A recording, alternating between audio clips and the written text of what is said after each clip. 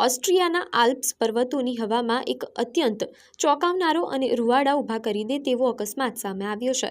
અહીં ઝેલએમસી વિસ્તારમાં આકાશમાં ઉડી રહેલા એક પેરાગ્લાઇડર સાથે નાનું વિમાન અધવચ્ચે જ અથડાયું હતું।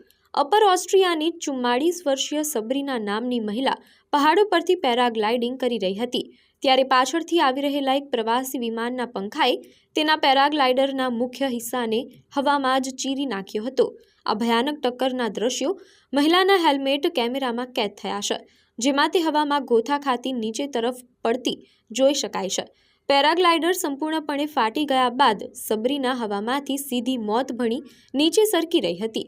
જોકે આવી કપરી સ્થિતિમાં પણ તેણે અદ્ભુત સમયસૂચકતા અને હિંમત દાખવીને તાત્કાલિક પોતાનું ઇમરજન્સી રિઝર્વ પેરાશૂટ ખોલી નાખ્યું હતું।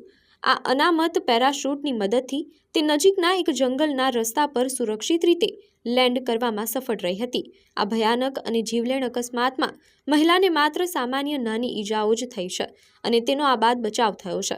આ દિલધડક ઘટનાનો વિડીયો અત્યારે સોશિયલ મીડિયા પર ભારે વાયરલ થઈ રહ્યો છે।